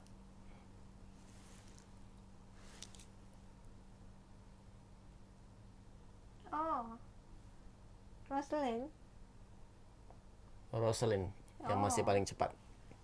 Ya, memang masih ada lagi terakhir atau Kayaknya sudah satu habis? lagi deh.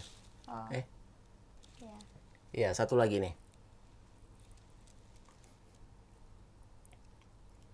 Yang terjadi di Taman Getsemani adalah pada waktu Yesus memohon agar piala ini berlalu adalah tadi sudah disebutkan ya.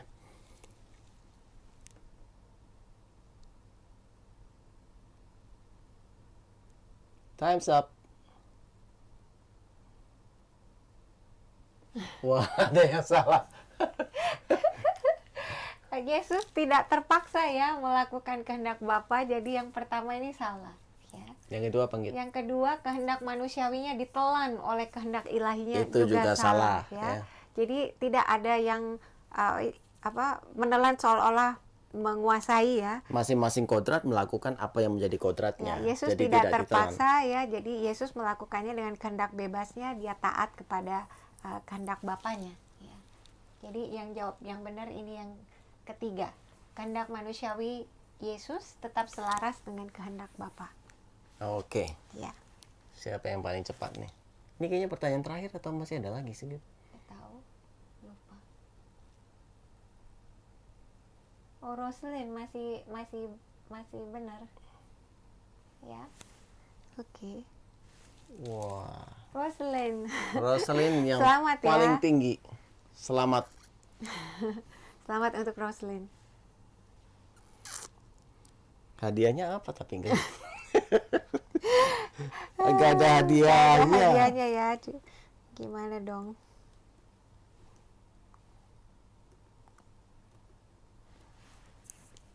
Oke, sekarang kita masuk ke tanya jawab ya, Ngit ya. Pertanyaan. Ini nggak terlalu banyak nih pertanyaannya. Iya. Oke, pertanyaannya.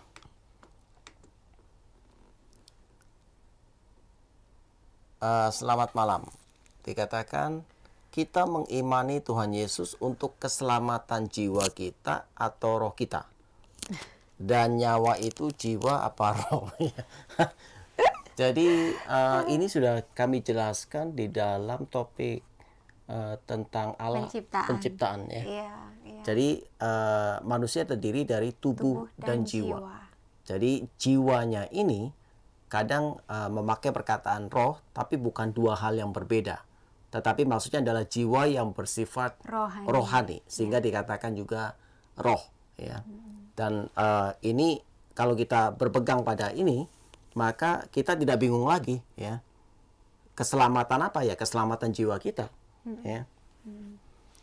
Jadi di gereja Katolik kita melihat dalam manusia itu ada prinsip jasmani dan prinsip rohani. Maksudnya seperti itu. Jasmani ya tubuh kita yang kelihatan, dan yang rohani yang tidak kelihatan, yaitu disebut nyawa, disebut roh, kadang disebut hati. Itu realitas yang sama, yang bersifat rohani. Ya.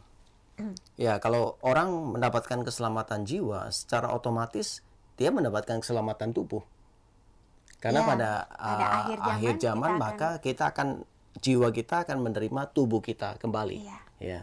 Bagi orang yang dihukum, dia akan mendapatkan penghukuman tubuh dan jiwanya. Sedangkan yang diselamatkan maka akan mendapatkan penghargaan kebahagiaan tubuh dan jiwanya. Kenapa? Karena memang dia melakukan kejahatan dengan tubuh dan jiwanya, tetapi sebaliknya dia melakukan kebaikan juga dengan tubuh dan jiwanya. Ya. Bagi yang masih belum masih ingin bertanya lagi soal tubuh dan jiwa, silakan menyimak dulu yang sesi katekis kompendium KKGK ini di sesi Allah Pencipta Langit dan Bumi. Iya. Nah, hal apa yang meyakinkan atau mendukung gereja untuk mengimani bahwa Ekaristi menghadirkan lagi perjamuan terakhir, bukan hanya sekedar mengenangkan? Jadi kita bisa melihat misalnya salah satunya di di surat Rasul Paulus kepada jemaat di Korintus ya. Di situ 1 Korintus 11 ya, dikatakan demikian. Itu coba kita boleh silakan dibaca ya, 1 Korintus 11 ayatnya ayat 23 dan seterusnya. Ya. Mari kita baca aja ya. Sebab apa yang telah kuteruskan kepadamu, dikatakan oleh Rasul Paulus ya, telah aku terima dari Tuhan. Ini dikatakan Rasul Paulus menerimanya dari Tuhan Yesus. Yaitu bahwa Tuhan Yesus pada malam waktu ia diserahkan mengambil roti dan sesudah itu ia mengucap syukur atasnya. Ia memecah-mecahkannya dan berkata, "Inilah tubuhku yang diserahkan bagi kamu. Perbuatlah ini menjadi peringatan akan daku." Demikian juga ia mengambil cawan sesudah makan. Ia lalu berkata, "Cawan ini adalah perjanjian baru yang dimeteraikan oleh darahku. Perbuatlah ini setiap kali kamu meminumnya menjadi peringatan akan daku." Nah, ini masih baru sampai pada kata peringatan ya. Tapi ayat berikutnya mengatakan demikian. "Sebab setiap kali kamu makan roti ini dan minum cawan ini, kamu memberitakan kematian Tuhan sampai ia datang. Jadi barang siapa dengan cara yang tidak layak makan roti atau minum cawan Tuhan, ia berdosa terhadap tubuh dan darah Tuhan." Jadi bukan sekedar kenangan di sini. Itu sungguh diubah menjadi tubuh dan darah Tuhan. Ya. Iya. Karena itu dikatakan demikian ayat berikutnya. "Karena itu hendaklah tiap-tiap orang menguji dirinya sendiri, dan baru sesudah itu ia makan roti dan minum dari cawan itu. Karena barang siapa makan dan minum tanpa mengakui tubuh Tuhan," berarti cuman mengatakan bahwa itu hanya kenangan tapi tidak sungguh-sungguh berubah menjadi tubuh Tuhan ya. Dikatakan demikian ya. "Ia mendatangkan hukuman atas dirinya." Ya, jadi saya ulang ya. "Karena barang siapa makan dan minum tanpa mengakui tubuh Tuhan, ia mendatangkan hukuman atas dirinya. Sebab itu banyak di antara kamu yang lemah dan sakit dan tidak sedikit yang meninggal. Kalau kita menguji diri kita sendiri, hukuman tidak menimpa kita. Tetapi kalau kita menerima hukuman dari Tuhan, kita dididik supaya kita tidak akan dihukum bersama-sama dengan dunia." Jadi di sini kita ketahui bahwa Rasul Paulus mengatakan bahwa sungguh-sungguh di dalam perjamuan itu Yesus dengan implisit ya, secara implisit itu sungguh-sungguh hadir di dalam roti dan anggur itu sehingga diubah menjadi tubuh dan darah Tuhan. Iya, dan kalau kita melihat juga bahwa di dalam malam perjamuan terakhir dalam Matius 26 ya, dijelaskan bahwa Yesus mengatakan inilah tubuhku. Ya. Dia tidak mengatakan simbol ya. Inilah darahku. Dan perkataan yang sama kemudian diteruskan oleh para rasul. Dan ini kita lihat dari Kisah Para Rasul 2 ayat 42, di mana setiap hari mereka itu berdoa ya, dan kemudian dikatakan memecah roti. Memecah roti adalah perkataan lain dari Ekaristi. Dan kemudian dari situ kita juga melihat bagaimana diteruskan oleh Rasul Paulus dan juga para bapa gereja yang lain menjelaskan hal yang sama. Jadi kita melihat dari perkataan Yesus sendiri, kemudian apa yang dilakukan oleh para rasul setelah Yesus naik ke surga, dan kemudian hal yang sama diteruskan oleh para jemaat perdana. Dan ini diteruskan sampai saat ini dan sampai akhir zaman. Ya. Kalau mau lebih lebih yakin lagi, sesungguhnya kita bisa melihat apa yang dilakukan oleh gereja di abad-abad awal. Ya. Secara jelas kita bisa melihat tulisan dari seorang yang bernama Santo Justinus Martir ya, yang menulis memang dia martir di abad pertama ya, dia wafat di abad kedua 135. Iya, ya. Sekitar 160 ya kalau melihat di sini ya. Nah, tetapi dia mengatakan seperti ini ya. "Dan makanan ini kami kenal dengan sebutan Ekaristi. Ya. Dan tak seorang pun boleh mengambil bagian di dalamnya selain ia yang percaya bahwa hal-hal yang kami ajarkan adalah benar, dan ia yang telah dibaptis untuk penghapusan dosa-dosa dan untuk kelahiran kembali, dan ia yang hidup sesuai dengan ajaran Kristus. Nah, ini perkataan berikutnya yang mengatakan bahwa itu sungguh-sungguh tubuh dan darah Yesus ya. Sebab bukanlah seperti roti dan minuman biasalah yang kami terima, tetapi seperti Yesus Kristus penyelamat kita yang telah menjelma menjadi daging oleh sabda Allah, mempunyai daging dan darah untuk penyelamatan kita, demikian juga kami diajarkan bahwa makanan yang telah diberkati oleh doa dari sabdanya dan daripada perubahannya, disebutnya transmutasi, tubuh dan darah kita dikuatkan, adalah daging atau tubuh dan darah Yesus yang telah menjelma menjadi daging. Sebab para rasul dan ajaran-ajaran Yesus yang mereka susun, yang disebut Injil, telah menurunkan kepada kita apa yang telah diajarkan kepada mereka, yaitu Yesus telah mengambil roti dan ketika ia telah mengucap syukur berkata, lakukanlah ini sebagai peringatan akan daku. Ya, lalu inilah tubuhku, inilah darahku. Yeah.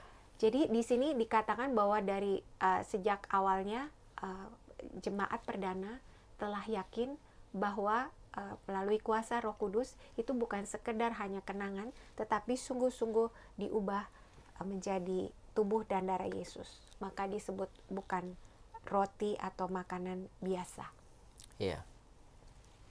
Oke. Dalam perjanjian lama, Allah begitu keras kepada manusia. Tapi dalam perjanjian baru berubah. Allah tidak keras tapi sabar dan mengasihi kita.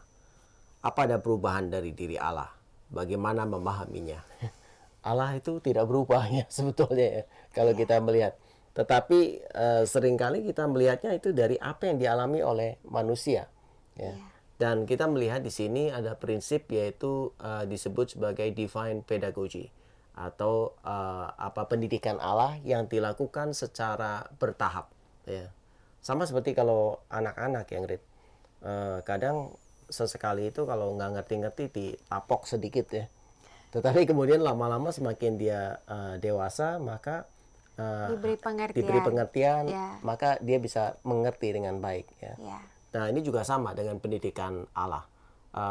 Tapi kalau kita melihat di dalam perjanjian lama juga Allah menyatakan kasihnya yang begitu luar biasa sebetulnya ya. Coba kalau kita lihat bagaimana bangsa Israel itu selalu jatuh di dalam dosa dan bagaimana Allah itu mau menerima kembali. Asalkan bertobat, selalu diterima kembali. Ya.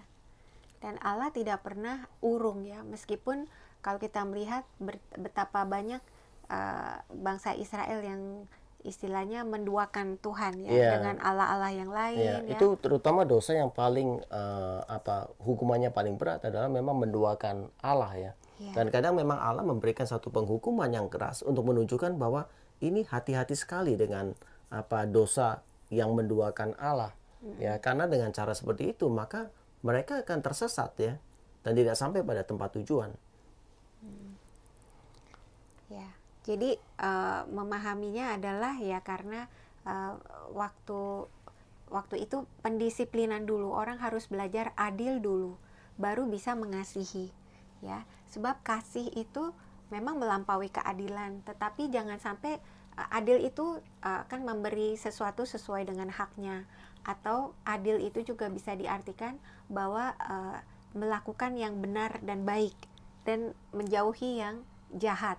Nah, itu baru sesuatu yang basic banget, yang dasar banget. Jadi orang sebelum kita bisa mengasihi, kita harus bisa membedakan dulu yang benar dan yang jahat tuh yang seperti apa ya. Bersifat kita memberi hak orang seturut dengan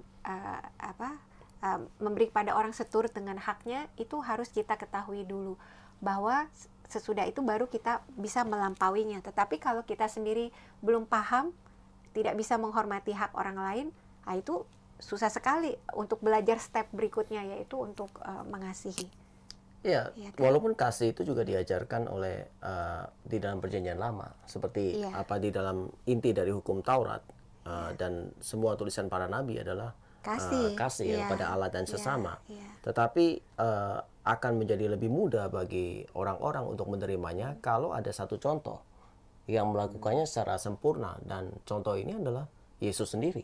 Ya. Iya. Dan Yesus sendiri juga memenuhi keadilan itu juga ya.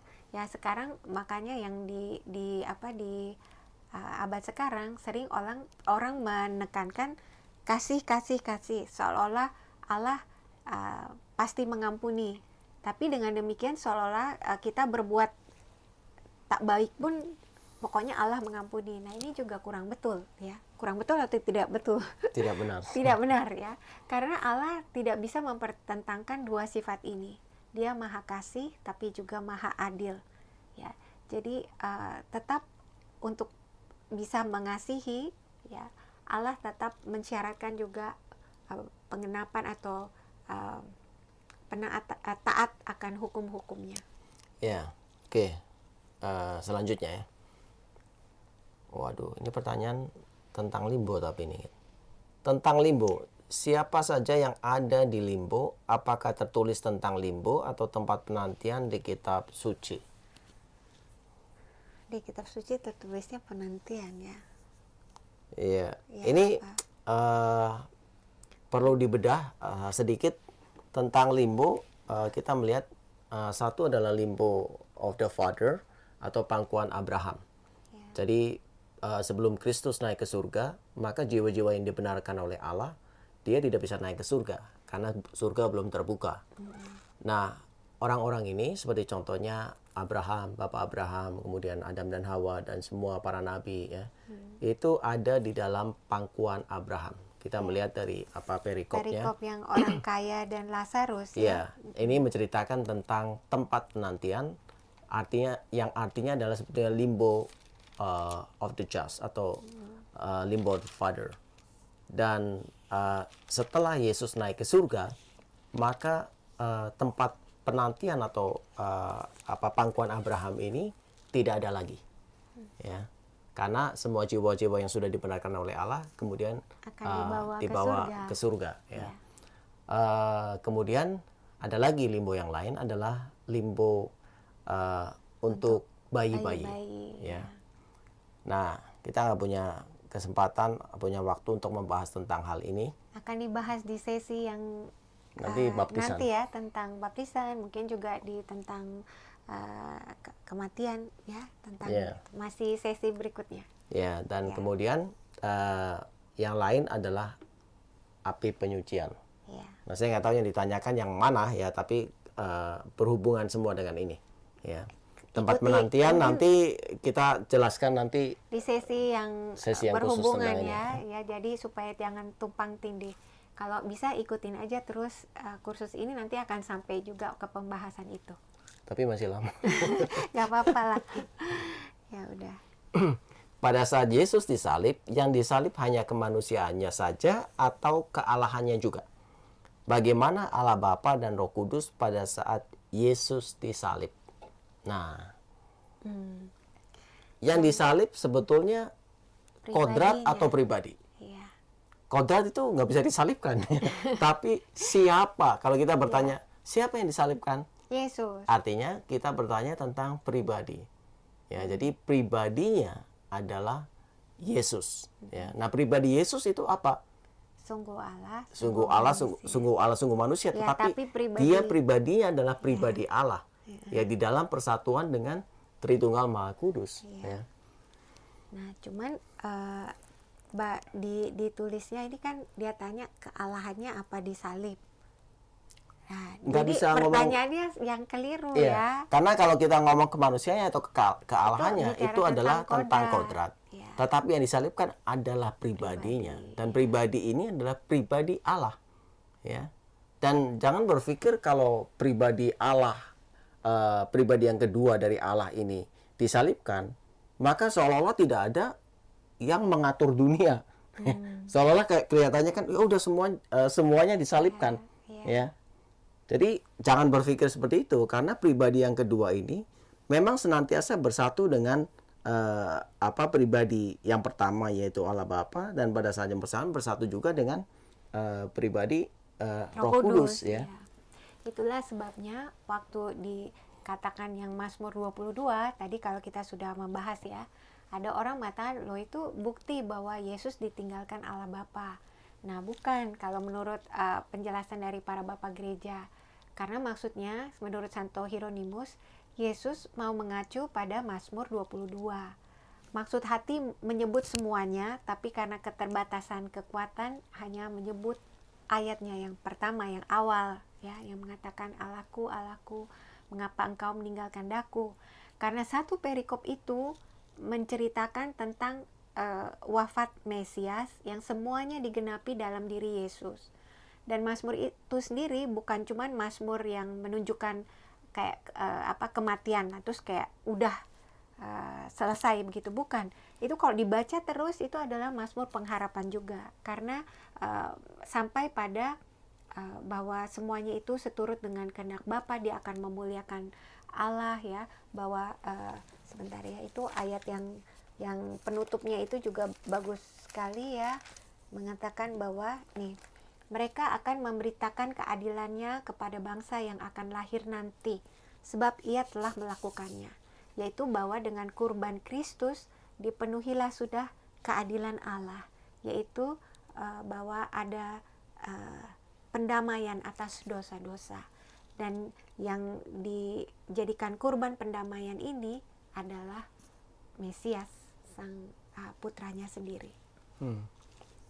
Tapi dapat dikatakan bahwa Allah Bapa, Allah Roh Kudus ya memang berada di dalam kerajaan surga, ya. Ya. Oleh karena itu Kristus, dikatakan bahwa Kristus pada waktu dia datang ke dunia sampai wafatnya, memang sebelum dia naik ke surga ya, memang dia sedang di dalam perjalanan.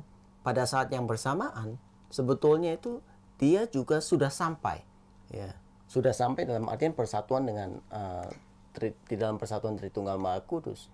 Ya, maksudnya di sini karena Allah tidak mungkin bisa berhenti menjadi Allah, begitulah kalau diringkas ya. Jadi maksudnya meskipun Yesus mempunyai kodrat Allah dan manusia, ya, dan waktu menjalani penderitaannya ini memang orang melihatnya manusia yang menjalani Yesus dalam kemanusiaannya, tetapi tidak berarti bahwa pada saat itu seolah-olah berhenti Allah pribadi kedua itu berhenti menjadi Allah gitu karena Yesus disalib. Tidak gitu. Ini memang ada suatu misteri di sini, makanya disebutnya misteri, ya, kehidupan Yesus. Tetapi kita melihat di sini bahwa Allah tidak berhenti menjadi Allah, hanya pada saat mengambil rupa manusia, memang kedua kodrat itu menjalani kodrat seturut dengan sifatnya masing-masing. Jadi memang dalam kemanusiaannya dia bisa sakit, bisa disalib, bisa wafat, ya, dan ya, dan kemudian bangkit, ya, dengan tubuh yang mulia. Oke, berikutnya, misteri Paskah sudah dinubuatkan. Apakah ini yang dinamakan takdir? Lalu bagaimana hubungan nubuat dalam perjanjian lama dengan kehendak bebas Yesus sebagai kodrat manusia yang selaras dengan kehendak Bapa? Jadi kalau misteri Paskah itu memang sudah dinubuatkan ya di dalam perjanjian lama. Nah, apakah ini dinamakan takdir? Nah, di dalam Allah itu tidak ada masa lalu, tidak ada masa depan. Semuanya adalah saat ini. Jadi bagi Allah adalah nubuat-nubuat ini sebetulnya dipakai Allah untuk memberikan penerangan kepada manusia bahwa nantinya akan ada seorang Mesias yang datang dengan ciri-ciri tertentu, ya, tentang lahirnya ada di mana, apa yang dia lakukan, dia bisa menyembuhkan orang, bisa mencelikan mata orang yang buta, kemudian bisa membuat orang yang tuli juga bisa mendengar, dan kemudian bagaimana dia wafatnya seperti apa, semuanya sudah dinubuatkan terlebih dahulu. Jadi memang apakah bisa dikatakan sebagai satu takdir? Bisa atau enggak, dikatakan takdir? Definisi takdir apa, Grit? Ya, Ini sebenarnya dikatakan bahwa Allah telah mengetahui segala sesuatunya sebelumnya. Saya lagi cari ayatnya di Ya, pokoknya Allah kan dia maha tahu ya. Iya. Untuk dia kan sekarang masa sekarang. Dia Iya. tidak ada masa lalu dan masa depan. Iya. Nah, itu yang orang suka kurang bisa membayangkan ya, karena ditulis bahwa di dalam nanti di dalam kitab Sirach atau di dalam kebijaksanaan ya, aku lupa. Sebentar ya. Ada yang ditulis bahwa memang segala sesuatu terbentang di hadapan di hadapan mata Allah ya. Jadi tidak tersembunyi. Jadi karena itu yang tadi dikatakan itu bukan sesuatu takdir dalam artian sampai jadi tinggal seperti orang main pion, main seperti catur ya, bukan seperti itu. Tetapi Allah dari kekekalannya memang sudah mempunyai rencana ini, makanya sudah ada nubuatnya bahkan di kitab Kejadian 3 ayat 15 ya, akan mengutus keturunan dari wanita itu yang akan menghancurkan kepala iblis ya. Nah, ini sudah menubuatkan Mesias itu bahkan pada saat manusia pertama jatuh dalam dosa ya. Nah, jadi ini bukan seperti seolah-olah Allah baru tahu pada saat itu, tapi Allah tuh sudah tahu dari kekekalannya ya. Nah, ini yang memang susah dibayangkan oleh manusia, karena manusia mikirnya linear gitu dan selalu ada kronologisnya. Sedangkan kalau Allah, karena dia tidak terbatas ruang dan waktu dan Allah itu kekal, Allah sudah tahu dari awal mulanya tuh semuanya, dari sebelum, pada saat, dan yang akan datang bagi manusia itu sudah ketahuan semua di hadapan mata Allah. Ya, bagaimana membayangkannya? Tapi kalau kita sudah bisa membayangkan itu, mudah-mudahan kita tahu bahwa ini bukan berarti takdir. Karena kalau kita mengatakan takdir dalam pengertian manusia, seolah-olah Allah menyatakan sesuatu dari sesuatu yang gelap, yang tidak tahu, tapi menentukan sesuatu dan tinggal nanti mengatur pion-pionnya. Bukan itu di sini. Allah mengetahui dari awalnya ya, dan itu memang terjadi semua tanpa tersembunyi di hadapan mata Allah. Ya, lalu bagaimana hubungan nubuat dalam Perjanjian Lama dengan kehendak bebas Yesus sebagai kodrat manusia yang selaras dengan kehendak Bapa? Jadi kemahatauan Allah, nubuat Allah bukan berarti mengambil kehendak bebas manusia, ya. Juga mengambil kehendak bebas Yesus yang punya kodrat manusia. Kenapa? Karena kehendak bebas ini bebas, memang bebas ya. Tetapi dengan cara bagaimana Yesus bisa melakukan kehendak bebasnya ini, ya memang karena di dalam hubungan yang begitu luar biasa. Kalau dalam Yesus kan ada hypostatic union, di mana kodrat manusia dan kodrat Allah ini bersatu, dan kemudian di dalam satu pribadi. Tetapi mungkin untuk lebih gampang membayangkan adalah bagaimana sebetulnya kalau kita melihat contoh yang lain adalah Yudas misalkan, ya kan? Apakah dengan demikian karena sudah ada nubuat di dalam Perjanjian Lama, maka Allah menghilangkan kehendak bebas Yudas? Ya, ini pertanyaan yang sama sebetulnya. Ini yang satu negatif, yang satu positif ya. Ya, sama seperti juga ya memang para rasul segala macam. Bukan berarti bahwa mereka itu kehilangan kehendak bebasnya. Tetapi bagaimana sebetulnya Allah secara aktif tetap juga memberikan rahmatnya kepada Yudas, dalam hal ini kepada para rasul, tetapi dengan kehendak bebasnya Yudas ini dia melawan kehendak Allah. Ya. Dan karena Allah menghormati kehendak bebas setiap manusia, memang bisa terjadi seperti itu. Ya, karena Allah menciptakan manusia dengan kehendak bebas, dan dengan demikian menghormati martabat kehendak bebas itu sehingga tidak melakukan pemaksaan. Jadi kalau sampai terjadi mereka melawan rahmat Allah, itu Allah mengizinkan hal itu terjadi karena Allah menghormati kehendak bebas setiap manusia. Ya, ya. Ya kalau di dalam diri Yesus, dia kehendak bebasnya lebih sempurna lagi ya. Iya, Karena karena persatuannya selalu ikut, dengan ya, taat. kodrat kealahannya. Ya, taat dengan kehendak Bapaknya.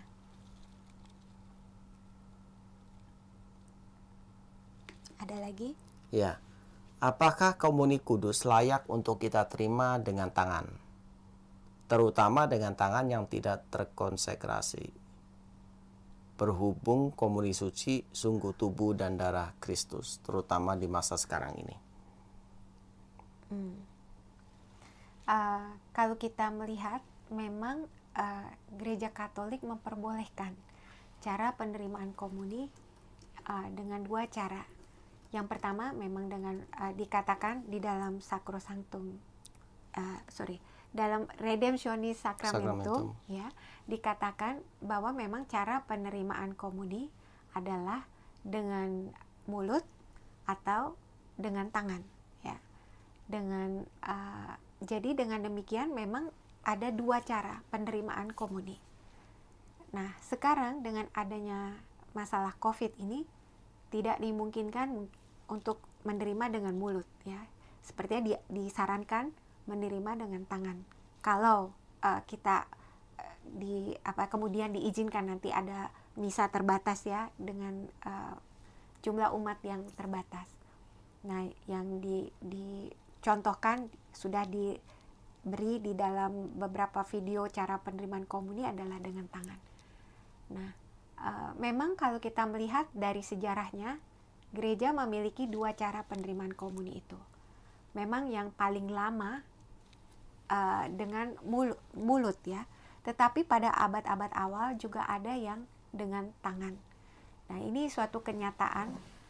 Walaupun memang kemudian sebelum sampai Vatikan kedua, ya, itu memang sekian abad itu selalu menerima dengan mulut. Makanya kalau kita melihat di depan altar itu suka ada yang disebut communion rail, ya, di mana orang berlutut dan kemudian diberi komuni masuk ke mulut. Tetapi kalau kemudian bahwa diperbolehkan dengan tangan asal dengan hati-hati juga, jangan sampai ada serpi-serpi yang tertinggal, ya, semua harus dimakan, karena itu kita percaya sekalipun serpihan itu juga itu adalah tubuh Yesus, ya. Jadi sepanjang hal itu bisa dihindari, menerima dengan tangan diperbolehkan, ya. Iya. Ya. Oke. Kelihatannya udah selesai semua nih. Iya. Oke. Ini sudah tidak ada pertanyaan lagi. Ya. Jadi demikian sesi pada hari ini, yaitu tentang penderitaan wafat dari Yesus Kristus. Jadi kita akan bertemu lagi di hari yang sama, Selasa jam 7 malam. Kita tutup dengan doa. Dalam nama Bapa dan Putra dan Roh Kudus. Amin. Kemuliaan pada Bapa dan Putra dan Roh Kudus, seperti pada permulaan, sekarang, selalu, dan sepanjang segala abad. Amin. Dalam nama Bapa dan Putra dan Roh Kudus. Amin. Bye-bye, sampai berjumpa lagi.